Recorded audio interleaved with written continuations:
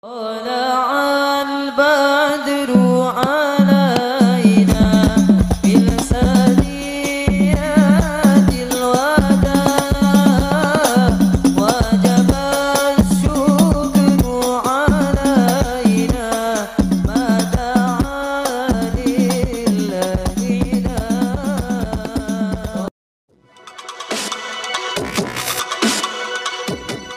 Assalamualaikum warahmatullahi wabarakatuh.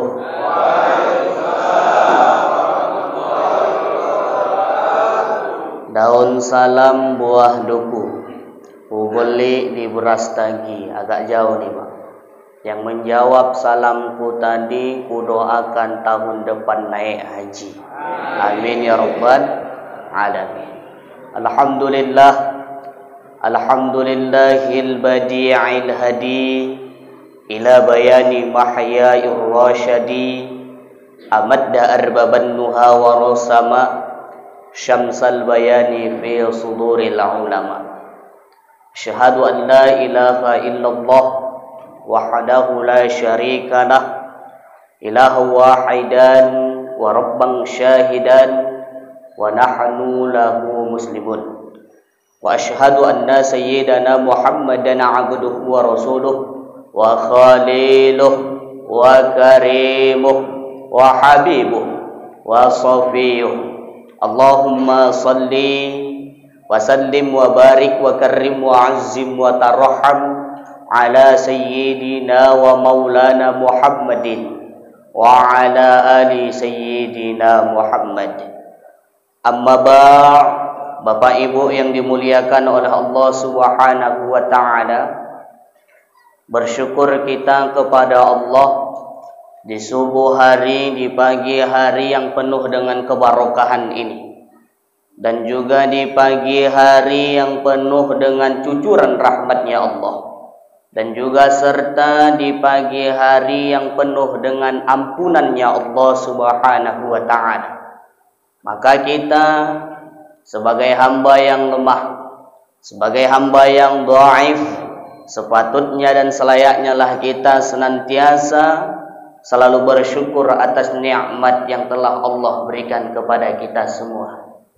Dengan mengucapkan tanda rasa syukur kita, mengucapkan lapasan hamdalah alhamdulillahi rabbil alamin.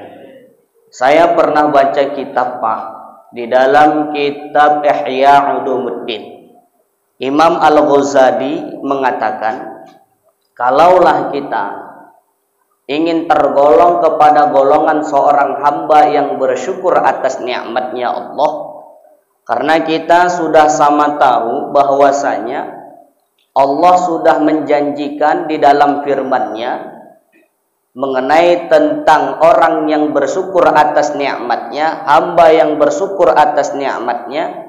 Dan ini ayat sering kita dengar Pak, la in syakartum la azidannakum wa la in kafartum inna adzabi lasyadid. Maka kalau kita ingin tergolong kepada golongan seorang hamba yang bersyukur atas nikmatnya Allah, dan kita menginginkan nikmat itu ditambah oleh Allah, maka kata Imam Al-Ghazali, kalau mau tergolong kepada golongan seorang hamba yang bersyukur atas nikmatnya Allah, mestilah kita menjalani dua perkara ini Pak. Kalau kita meninggalkan salah satu di antara yang dua ini, maka kita tergolong kepada golongan seorang hamba yang kufur atas nikmatnya Allah, tidak bersyukur atas nikmat Allah, karena dia meninggalkan salah satu di antara yang dua ini. Jadi yang dua ini mestilah sejalan. Yang pertama apa itu? Mestilah kita ketika mendapatkan nikmat kesehatan, Allah berikan kesehatan kepada badan kita Pak, sehat badan kita. Allah berikan kekuatan kepada kita, kuat kita. Allah lapangkan rezeki kita. Alhamdulillah, banyak rezeki yang kita dapatkan. Bisa kita beli beras, meskipun beras sekarang naik ya kan Pak, meskipun cabai naik ya kan Pak. Sementara yang di atas sana orang senang-senang ya kan Pak. Kita di sini cabai naik, beras naik, bawang naik. Ayahku Pak jualan sate Padang Pak, gara-gara bawang naik Pak, sekilo tuh 44.000 Pak. Kami tuh goreng bawang dalam seminggu tuh Pak 60 kilo. Bayangkan Pak, berapa juta tuh beli bawang aja Pak. Gara-gara tuh ayahku bilang Pak, udahlah libur aja kita, tak usah beli bawang. Ujung-ujungnya tak jualan sate lagi. Tapi alhamdulillah, meskipun begitu besarnya harga bawang tadi Pak, karena kita bersyukur atas nikmatnya Allah, menjalankan perjalanan yang pertama, melakukan mengamalkan yang pertama, mengucapkan lapasan hamdalah, alhamdulillah Pak, rezeki itu dilapangkan sama Allah. Jangan turan ayah saya pening Pak, mikirkan nih kayak mana lah nih nah. Alhamdulillah Pak, pas ketika aku ceramah Pak, ujung-ujungnya pulang-pulang aku ceramah, diundang di Partai Nasdem, pulang-pulang aku ke rumah Pak, aku buka isi amplopnya, alhamdulillah, dapatlah 2 ikat Pak, aku kasih sama ayah, udah ya, pokoknya jualan, alhamdulillah sekarang ayahku udah jualan Pak. Baik. Maka Pak, kalau kita sudah diberikan nikmat tuh, mestilah kita menjalankan yang pertama, mengucapkan lapasan hamdalah, alhamdulillahi rabbil alamin. Yang kedua Pak, ketika kita sudah meraih semua pemberian dari Allah, kata Imam Al-Ghazali, ketika badanmu sudah sehat, makin kuat tubuhmu, makin Allah lapangkan rezekimu, Allah mudahkan segala urusanmu, jangan lupa arahkan itu nikmat kepada jalan yang diridhoi oleh Allah. Makanya dulu Pak, saya ngambil thariqah ke Basilam. Nah, itu almarhum yang dibawa oleh Syekh Abdul Wahab Rokan Al-Khalidi Nakosabandi. Karena di pesantren saya Naksabandi juga Pak. Tamat saya dari pesantren, kata guru saya, lanjut lagi, ambil jalan. Karena orang yang berilmu kalau tak mengambil jalan, tak mengenal jalan, bahaya nanti Pak. Maka apa kata tuan guru kita Pak? Tuan Marzuki, saya juga ngambil di bawah, di atas juga ngambil Pak, supaya tidak saling menjelekkan. Karena sekarang Pak, ya Allah, luar biasa ya kan, fitnah sekarang ini luar biasa. Ada yang mengatakan di atas tak sampai, di bawah tak sampai, macam lah Pak. Apalagi sekarang viral-viralnya memfitnah masalah nasab para habaib. Kita nggak usah ikut campur tuh Pak yang seperti itu, nggak urusan kita tuh Pak. Yang penting mereka itu banyak membawa manfaat kepada kita, tidak ada membawa kemudaratan kepada kita. Bersyukur kita banyak para habaib, bersyukur kita banyak para guru yang bisa membimbing kita kepada jalan yang diridhoi oleh Allah. Apa kata tuan guru tuh Pak? Nah, ketika kalian nanti sudah mengenal jalan, maka tanamkan di dalam hatimu, di dalam qalbumu, ilahi anta maqsudi wa ridhaka matlubi.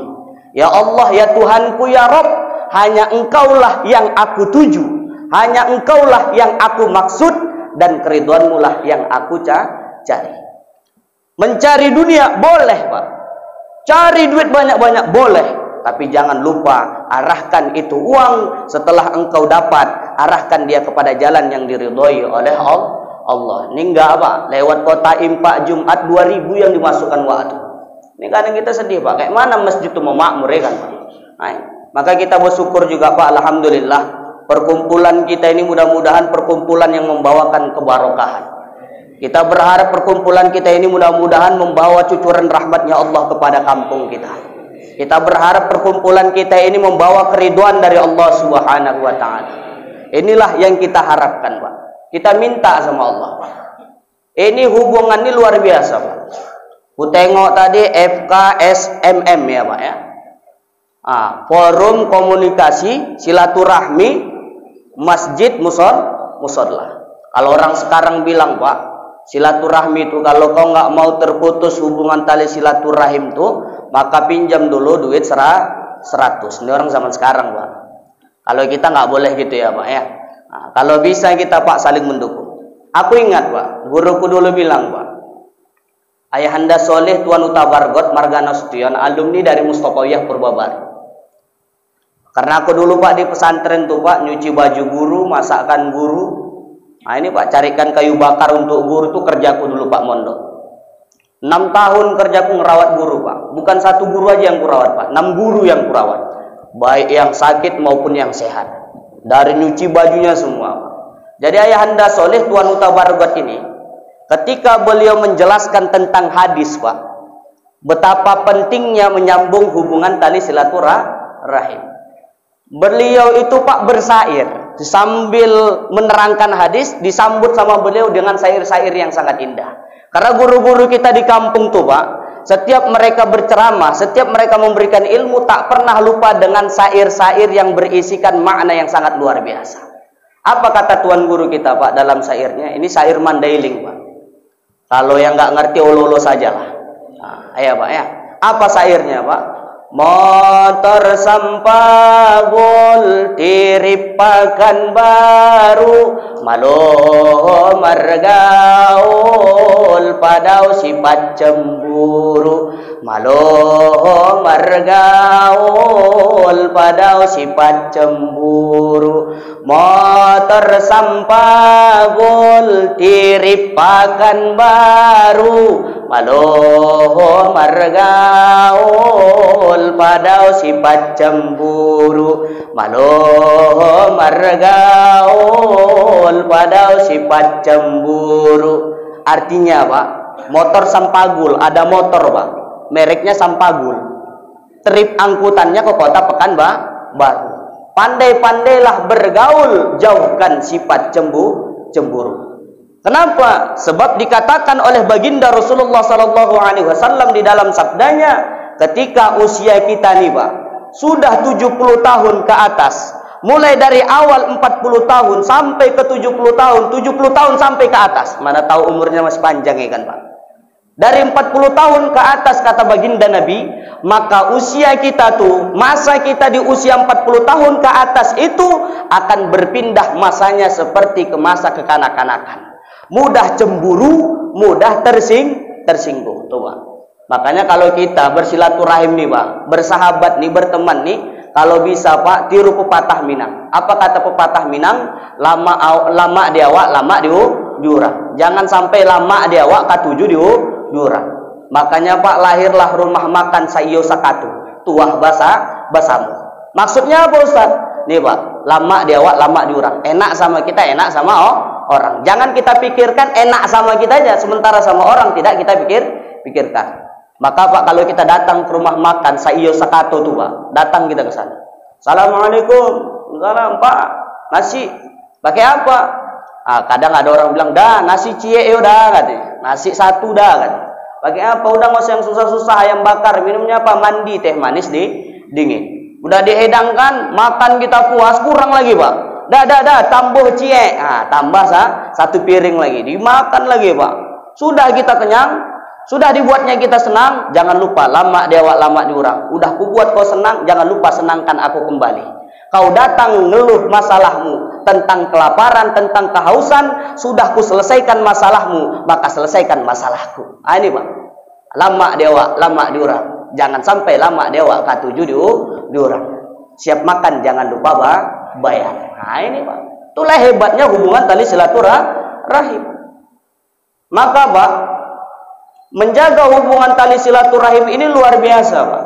Apalagi kita masjid ke masjid, musola ke musola, saling menjaga. Karena sekarang Pak, banyak sekarang kalah deking dia di masjid tuh Pak. Dia kepengen jadi BKM, dipengaruhinya orang luar. Apa katanya? Kalian nggak betul tuh BKM masjid tuh kan. Masjid At-Taufik tuh udah berapa tahun tuh, BKM-nya itu aja kan. Ini udah nggak betul. Uang tuh pun nggak nampak tahu mana. Jadi kayak mana Bang, kata sekawan. Udahlah kita ganti aja tuh BKM. Siapa yang mau jadi BKM? Udah aku siap kan. Dia nih Pak, provokatornya dia pula yang siap jadi BKM. Ini banyak Pak. Kalah dekingnya di masjid tuh, bangun masjid dia lagi Pak. Ini Pak, luar biasa nggak? Maka aku kadang takut Pak. Sholat di masjid ini sampingnya masjid, ya kan Pak? Sampingnya masjid. Tuh Pak, tuh di Marelan banyak tuh Pak. Ini masjid, nggak pala jauh Pak. Nggak sampai 50 meter Pak. Belakangan masjid lagi Pak. Kalau cukup yang mukim, cukup yang mustautin, tak jadi masalah ya kan Pak. Yang kita khawatirkan tak cukup itu persyaratannya. Karena kita mazhab Imam Syafi'i, bukan Maliki. Mazhab itu tak boleh dicampur-campur Pak. Karena kalau kita campur-campur mazhab tadi, tak tahu nanti siapa yang akan membela kita di yaumul qiyamah. Ini Pak. Itulah gunanya bermazhab. Makanya ada bahasa thariqah di baiat.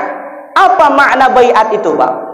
Makna baiat itu disitulah ketika murid berhadapan dengan guru, guru berhadapan dengan murid, disitulah gunanya pengakuan murid mengakukan dirinya adalah sebagai murid, guru mengakukan dirinya adalah sebagai guru, murid mengakui gurunya adalah guru, dan guru mengakui muridnya adalah seorang murid. Supaya ada nanti yang membela kita Pak di yaumul qiyamah. Kalau orang sekarang enggak, pantang punya ilmu dikit, dah selesai, dicacinya guru-gurunya Pak. Makanya aku Pak kadang kalau nonton kayak Haji Imaduddin ini Pak, Imamud apa siapa namanya Pak? Lupa. Mudah-mudahan tok salah apa namanya. Imamuddin ya Pak? Atau siapa tuh Pak? Yang di Jawa sana, yang mencaci para habaib. Aku nonton tuh Pak, macam mau aku lempar aja HP ku tuh Pak. Tapi sayang kali, aku masih muda, kerja aku belum ada Pak. Jadi Pak, alhamdulillah, pertahankan ini Pak. Kalau bisa sampai kepada keturunan-keturunan kita. Jangan sampai di kita saja Pak. Ini juga berupa ilmu Pak. Kalaulah ini kita warisi kepada keturunan kita, maka ini juga berupa amal jariah. Selagi itu masih baik yang mereka lakukan, maka pahalanya akan mengalir kepada kita. Maka Pak, disinilah gunanya kita. Kalau bisa jangan yang tua-tua saja Pak. Ada anak muda yang usianya 23 tahun.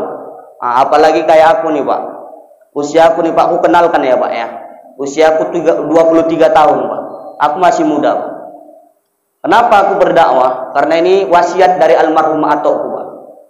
Atokku kawan dekat Ustadz Abi Maulana Sarifuddin. Dan kami pun satu forum dakwah Pak. Satu mengisi di Masjid As-Salam. Aku minggu ketiga, nah ini Pak, aku kajian hadis, beliau di situ kajiannya tauhid. Nih Pak. Jadi kami di situ sama Ustadz Ali siapa tadi Pak. Nah, itu juga guru-guru kita tuh Pak. Nah, inilah ahlus sunnah wal jamaah. Jangan sampai kita terpecah belah ya Pak ya. Kalau bisa i'tikad kita ini i'tikad ahlus sunnah wal jamaah. Bapak Ibu yang dimuliakan oleh Allah Subhanahu wa taala. Udah hilang pula ibu tuh. Ku tengok tadi ada ibu tuh situ. Udahlah bapak-bapak lah kalau gitu ya Pak ya. Tak ikut lagi ibu-ibu. Usiaku Pak 23 tahun, namaku Febrianto Esos. Ini ya Pak ya. Tapi jangan ajak aku bahasa Minang, jangan ajak aku bahasa Mandailing. Lancar aku tuh Pak. Maka kita Pak tuh gunanya Pak belajar bahasa. Karena kata orang Minang, kalau kita tak belajar bahasa, galak awak, galak orang, nan digalakkan orang, awak. Kita ketawa orang, nah galak orang, galak awak. Ketawa orang ikut ketawa kita. Padahal yang digalakkan orang, yang diketawain orang kita. Contoh Pak, makanya gunanya bahasa itu Pak, doa tuh. Nah, kita berdoa yang paling afdolnya mana Pak? Kalau tahu kita makna bahasa Arabnya pakai bahasa Arab. Tapi kalau tak tahu kita, maka lebih bagus dengan bahasa kita sendiri. Ini contoh Pak. Dulu ada kawanku Pak, pindahan dari pondok pesantren Muara Mais. Suaranya merdu Pak. Berdoa dia di tempat daerah orang Minang. Situ Pak kebetulan ada yang meninggal dunia. Jadi kami diundang Pak untuk ngirimkan doa. Jadi kawanku tadi ditunjuklah sama guruku Pak, berdoa dia Pak. Pakai doa yang pertama bahasa Arab. Setelah itu Pak, di tengah-tengah konsepnya habis Pak. Konsep doa tadi habis. Bingung kawanku tadi Pak. Apa lah ini yang mau dibikin lagi doanya? Terakhir dibikin dia Pak pakai bahasa Mandailing. Diiramakan ya Pak. Wah, mantap betul Pak. Mungkin kalau ku doakan di sini mungkin kita juga bilang amin. Apa doanya? Ya ahlul bait, ya ahlul bait, ya ahlul bait. Padonok-donok maing kayu manuk, padaw-daw maing kayu kantang manuk golenta. Amin. Kata orang tua. Artinya tahu Pak? Wahai orang yang punya rumah, wahai orang yang punya rumah, wahai orang yang punya rumah, dekat-dekatkanlah gulai ayam, jauh-jauhkanlah gulai kentang, ayam gulai kita. Amin. Nah, ini Pak. Maka ini gunanya kita belajar bahasa. Aku gitu juga Pak. Pergi aku ceramah ke Belawan. Karena ditengok BKM-nya namaku Febrianto, jadi kiranya orang Jawa. Jadi BKM ini bahasa Jawa aja sama aku Pak. Aku nggih-nggih padahal aku tak paham. Anggu-anggu aja aku Pak. Jadi tanya sama BKM, paham Ustaz? Nggak paham Pak. Jadi Ustaz orang apa? Saya Pak, Jamba, Jawa, Minang, Batak, semuanya masuk. Tapi kalau bahasa Jawa agak direm-rem lah dikit Pak. Lagi belajar. Nah, apa gunanya aku memperkenalkan diriku dengan bapak-bapak? Di sini juga lah aku mencari channel Pak. Ambil kesempatan dalam kesempitan. Mana tahu ada anak gadis bapak kan? Aku masih jomblo nih Pak. Ada anak gadis bapak. Oh Ustaz ini masih jomblo, boleh lah Pak. Minta nomorku nanti ya kan Pak. Ini silaturahim ke rumahku dulu. Bapak Ibu yang dimuliakan oleh Allah Subhanahu wa taala, alhamdulillah, mudah-mudahan kita semua sehat-sehat selalu. Allah angkat segala penyakit kita, Allah panjangkan umur kita. Ini masih mukaddimah nih Pak, masih mukaddimah. Ya Pak, ya masih lama lagi. Tadi katanya jatahnya sampai jam 7, baru siap tuh buka sesi tanya jawab. Ini masih mukaddimah Pak. Kenapa? Karena aku senang Pak kalau ceramah di depan guru-guru, ceramah di depan orang tua, senang kali aku Pak. Kenapa? Karena dikoreksi ceramahku nih Pak. Mana tahu ada yang salah, tinggal sentil aja ya kan Pak. Namanya anak muda ya kan Pak. Siapa dulu yang ngerasain garam ya kan Pak. Orang tua kok dinasehati ya kan Pak. Ini saya Pak, ta'limul muta'allim, belajar sambil mengajar. Bapak Ibu yang dimuliakan oleh Allah Subhanahu wa taala, bersolawat kita Pak. Jangan tengok jam dulu Pak. Aku kalau udah nengok jam juga lah aku nih. Pas enggak? Oh pas, sama. Bentar lagi ya Pak ya, 15 menit lagi.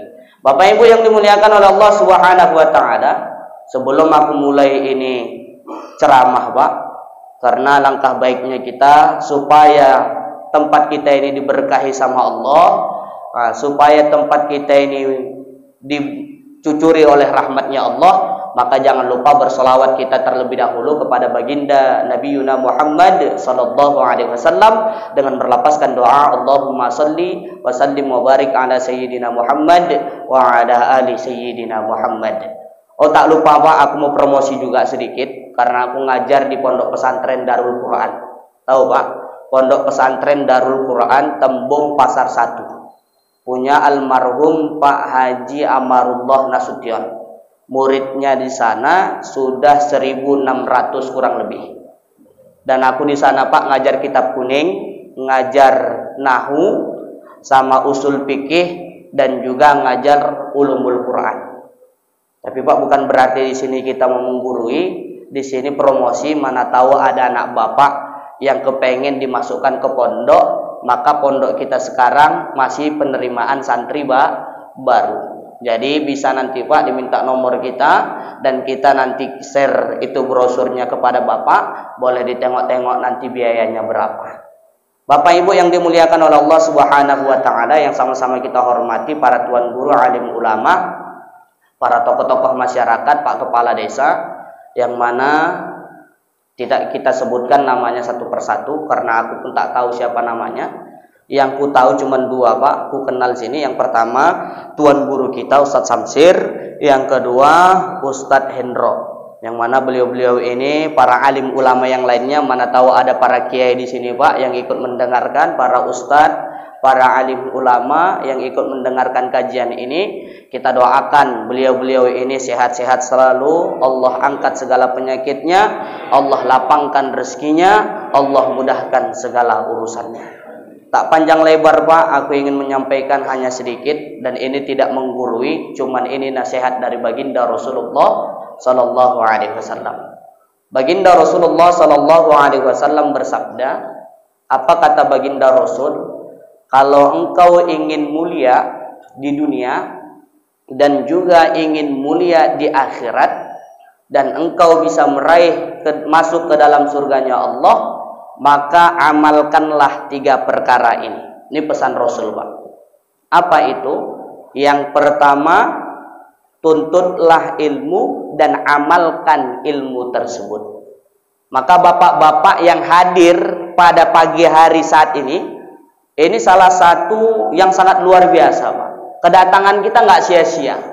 Sebab kata baginda Rasul di dalam sabdanya, nih Pak, di dalam kitab Lubabul Hadis yang disusun oleh Imamul Jalaluddin bin Kamaluddin As-Suyuti, dan hadis ini juga diperdapati di dalam kitab Kashful Ghaibiyah yang disusun oleh Syekh Zainul Abidin bin Muhammad Al-Fatani syaqahullahu minal aminin. Kalau di dalam kitab Kashful Ghaibiyah bahagian pinggir Pak, maka di dalam kitab tersebut baginda Rasul bersabda.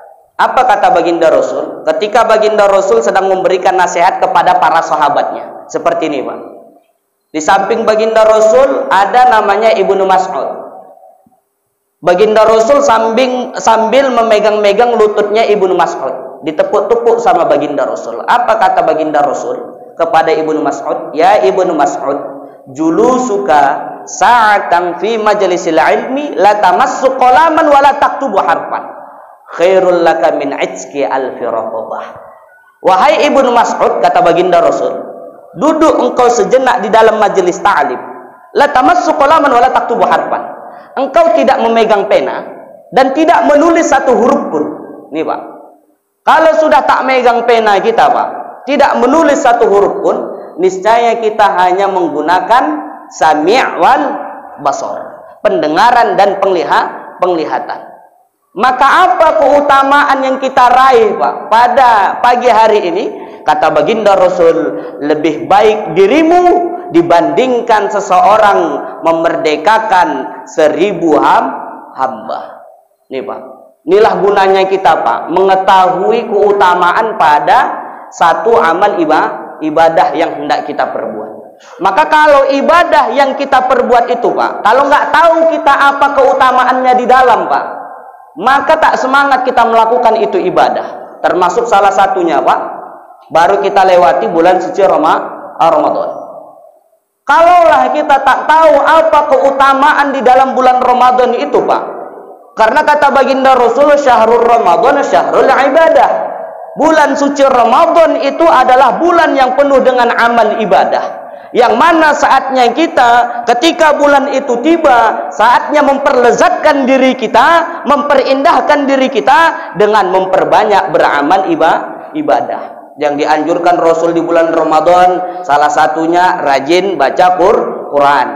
Yang kedua, gemar bersedekah. Itu kita lakukan Pak. Ketika nak buka puasa kita Pak, itu kita antar sedekah Pak. Kalau bahasa kitanya ngantar takjil ya kan Pak. Kadang pun yang ngantar takjil nih Pak nggak punya hati Pak. Ku tengok Pak, ngisi ceramah aku Pak di Sunggal, diantar lah mau buka bersama nih Pak. Pas ngisi ceramah aku Pak, yang ku tengok di depan tuh risol bakwan. Udah gitu risol bakwannya Pak keras pula Pak. Kalau kami terima aja Pak, ikhlas kami. Yang kasihan aku Pak atok-atok yang sampingku Pak. Atok tuh kepengen pula makan risol tuh Pak. Ustaz, aku suka kali lah risol. Coba Ustaz ambilkan. Tuh, risol tuh keras, udah aku makan. Keras sekali. Tapi karena atuk tuh Pak, saking maunya dia risol tuh, aku tengok giginya pun dah habis. Ya Allah, kayak mana lah atuk tuh nak ngunyah risol ini. Terakhir aku kasih juga Pak. Saking kerasnya risol tuh Pak, dikunyah-kunyah sama atuk tuh Pak. 80 kanan, 80 kiri, aku tengok capek kali atuk tuh mengunyah. Ujung-ujungnya Pak, bulat-bulat risol ditelan atuk tuh Pak. Ya Allah. Kadang kita Pak, kalau BKM tuh terima aja apa yang diantar. Kalau bisa Pak, bersedekah kita tuh pakailah bubur candil ya kan Pak, bubur kacang hijau yang enak-enak ya kan Pak. Nah, ini sedekah kita lakukan. Sampai kata Anas bin Malik, ya Rasul, sedekah yang paling afdol diberikan ya Rasul, di mana ya Rasulullah sedekah itu yang paling afdol diberikan? Maka kata baginda Rasul, sedekah yang paling afdol diberikan itu di bulan suci Ramadan. Itu dianjurkan Rasul. Setelah itu apa lagi? Dianjurkan oleh baginda Rasulullah sallallahu alaihi wasallam untuk memperbanyak melakukan amal ibadah yang sunnah, termasuk di malamnya salat sunnah tarawih. Nih kalau ibu-ibu sekarang gemar Pak salat sunnah tasbih. Tuh tiap-tiap masjid ya kan Pak. Ibu-ibu tuh gemar, kalah bapak-bapak. Ibu-ibu nih yang masuk surga. Nah, ini Pak. Maka daripada itu Pak, sholat sunnah tarawih di malam tuh Pak, ada yang 11, ada yang 23. Ini tak dipermasalahkan ya Pak ya. Nah, karena makin banyak rokaatnya, makin besar padilahnya, makin besar pahalanya, makin besar keutamaannya. Sampai Umar bin Khattab itu Pak, Umar itu sholat tarawihnya Pak sampai 36 rokaat Pak.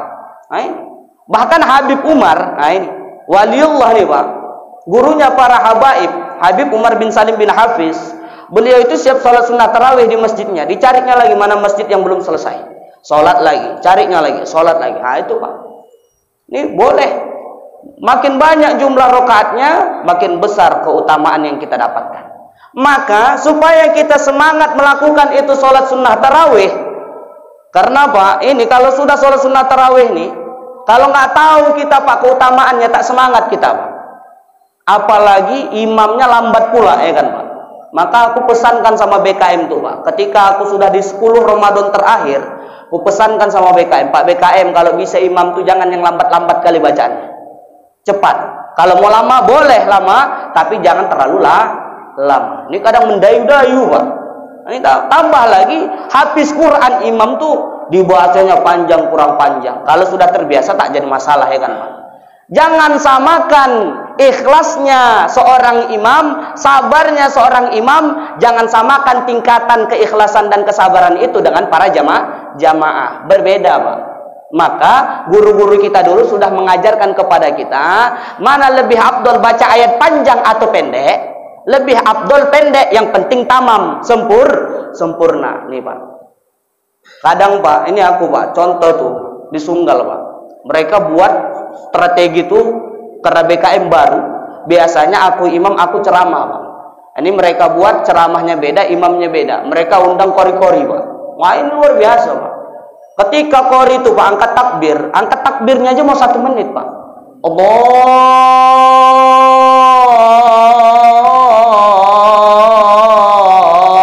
Akbar. Aku di belakang Pak, mampus lah. Nih Pak, aku aja Pak, kupikir aku aja ngeluh Pak.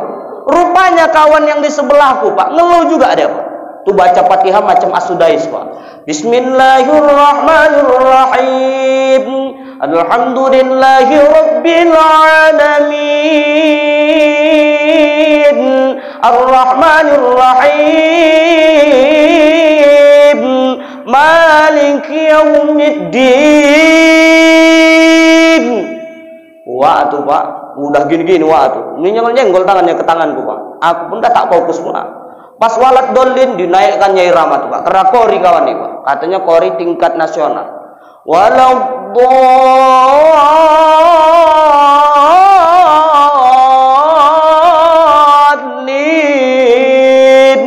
Amin. Ketika ayat Tusani Pak, Bismillahirrahmanirrahim, Yasin, nggak ada otak atau apa? Ya Allah ini Pak, terbukti Pak, sampai siap sholat dijumpai sama kawanku tuh Pak. Ustaz, panjang kali kan bacaan tadi Ustaz. Surah Yasin itu aja Ustaz, mau sampai 15 ayat tuh Pak, 1 rakaat Pak, sampai mau 15 ayat. Tambah lagi pakai irama. Besok Ustaz nggak mau sholat di masjid nih. Besok Ustaz sholat di mana? Di sebelahnya Pak, Masjid Al-Hijrah. Nggak jauh Pak. Ya udahlah, aku ikut Ustaz di sana. Ustaz kan imamnya, ya. Aku imam Pak. Ustaz ligat nggak? Oh ligat Pak. Kalau aku super power, ligat cepat. Selesai nanti Pak. Jam berapa Bapak mau? Jam 9 lewat 10, jam 9 lewat 5, jam 9 pas kita buat. Ini Pak. Rupanya Masjid Al-Hijrah BKM dengan Masjid Al-Muhajirin ini abang beradik ya Pak. Jadi mereka udah kongkolikong. Imam yang di Masjid Al-Muhajirin, besok malamnya imam pula di Masjid Al-Hijrah. Mampus sekali lah sekawan. Ketika waktu ikut sama aku Pak, rupanya waktu udah ngelapor duluan sama BKM. BKM pun udah menasehati imam. Dari si imam tadi Pak bikin ayatnya tadi, karena nampak si kawan tuh yang ngelapor, aku bikinlah ayat tuh cepat bacaan. Cepat kali Pak. Al-Fatihah itu Pak 1 napas, bukan berarti waktu siap baca Fatihah tak bernapas. Nih ya Pak ya, baca Fatihah 1 napas. Saking cepatnya Pak. Bismillahirrahmanirrahim. Alhamdulillahi Rabbil Alamin. Ar-Rahmanirrahim. Maliki Waladdallin. Amin. Bismillahirrahmanirrahim. Pas surah Al-Qadar nih Pak, lupa dia. Tanazzalul malaikatu warruhu fiha biizni rabbihim min kulli amr. Salam. Lupa Pak. Datang kawanku yang di belakang, aku diam aja Pak. Karena aku tahu Pak hukumnya, kalau udah nggak dapat dia langsung saja rukuk sudah saya kan Pak. Nggak kesambung. Datang kawanku yang di samping, kealiman pula Pak disambungnya. Salamun qawlan mir rabbir rahim. Ya Allah, selesai Pak. Hai. Maka Pak hati-hati. Aku aja kadang Pak, sholat aku Pak di rumah, kadang mau lupa aku Pak. Padahal inna atoina yang dipasang Pak. Inna, aku mau lari kemana nih? Inna atoina atau inangzalna? Bingung aku kadang Pak, saking cepatnya. Terakhir ku pilih ayat langganan, inna atoina. Nah ini Pak. Maka di sini saatnya kita Pak menuntut ilmu dan membagusi ilmu, dengan ilmu tersebut dapat memperindahkan kembali amal ibadah kita. Karena kata baginda Rasulullah sallallahu alaihi wasallam dalam sabdanya, "Faqihun wahidun mutawarri'un asyaddu 'ala syaitani min alfi 'abidin mujtahidi jahili wara'i." Orang yang faqih, orang yang alim, ini Pak, orang yang berilmu lagi wara', ini lebih ditakuti oleh syaitan dibandingkan ahli ibadah. Ada sahabat kita beribadah 1000 tahun dia beribadah, Pak, sehingga dapat gelar julukan ahli ibadah. Saking banyaknya ibadahnya dijuluki ahli ibadah. Kalau kita bilang wa ibadah lah wa. Nah, Pak, tapi wa ini bodoh. Nah, ini ditanya, wa sholat ada berapa rukun sholat? Wa, udahlah nggak usah kau tanya, aku masih mending aku sholat daripada aku nggak sholat. Jadi wa sholat, rukun sholat ada berapa? Kan udah aku bilang, nggak usah kau tanya-tanya. Masih penting aku sholat daripada aku nggak sholat. Masih penting aku sholat daripada aku nggak sholat.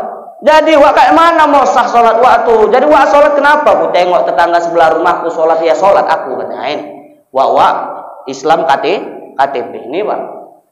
Maka ini hati-hati kita, Pak. Banyak kita sekarang ahli ibadah tapi tidak dibekali dengan ilmu, sehingga diragukan ibadah kita, Pak.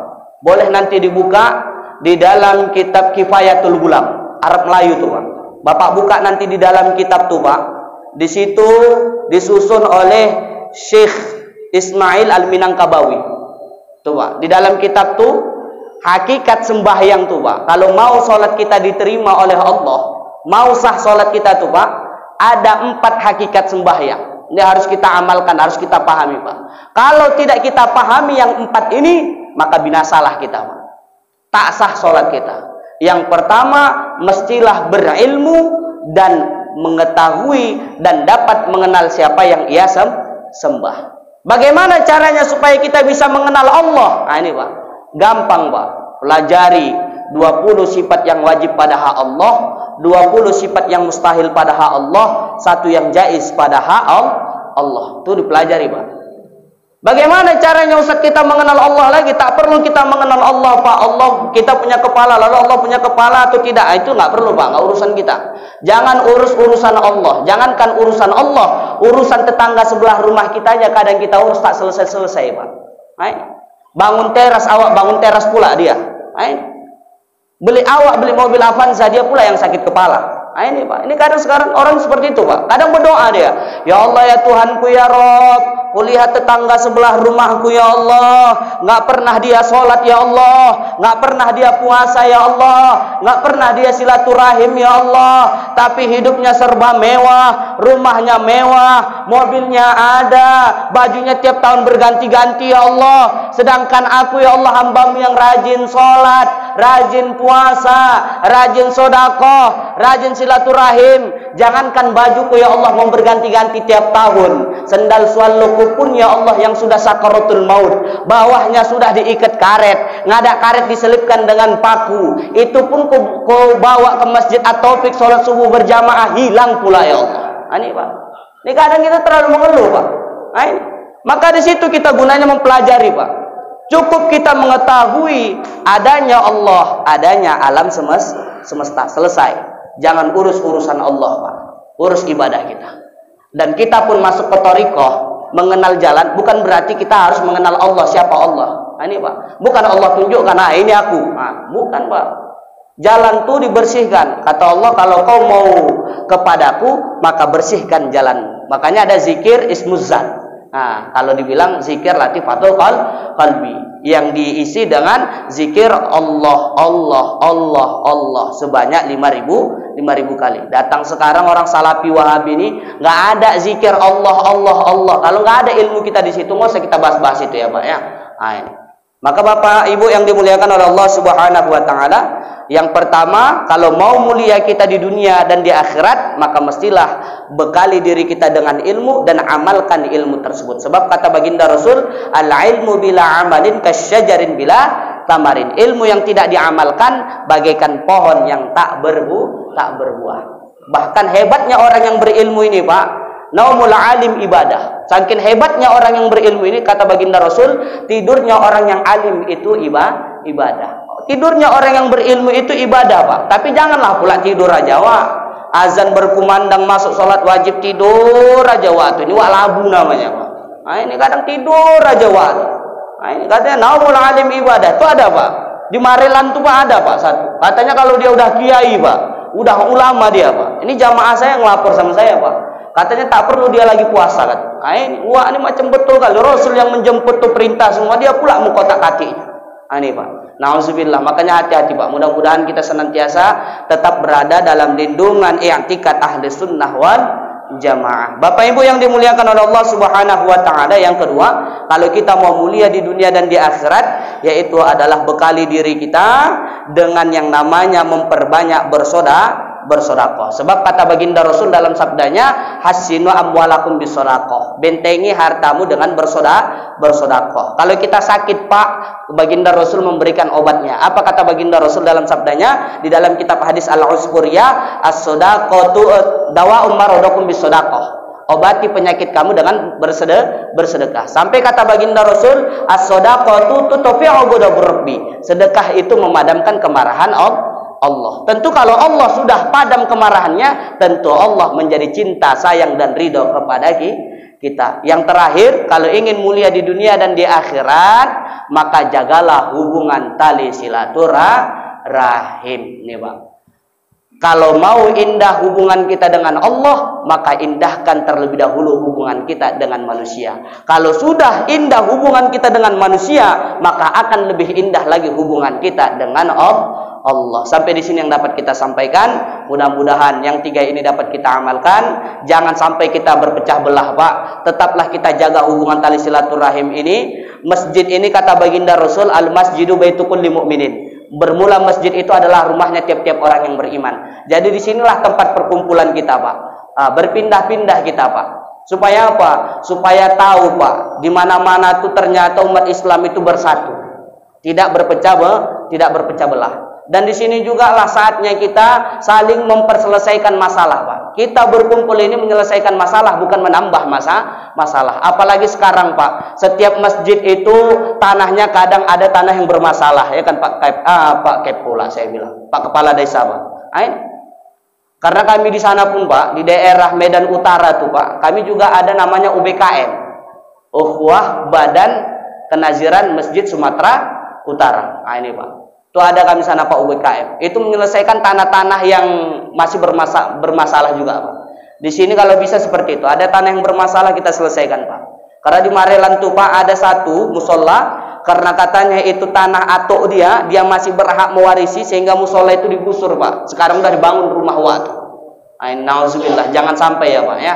Kalau bisa masjid kita makin indah. Ini masjid At-Taufik seperti ini, kalau bisa beberapa tahun ke depan masjidnya udah makin lebar, makin indah, makin cantik, dan jamaahnya semakin ramai.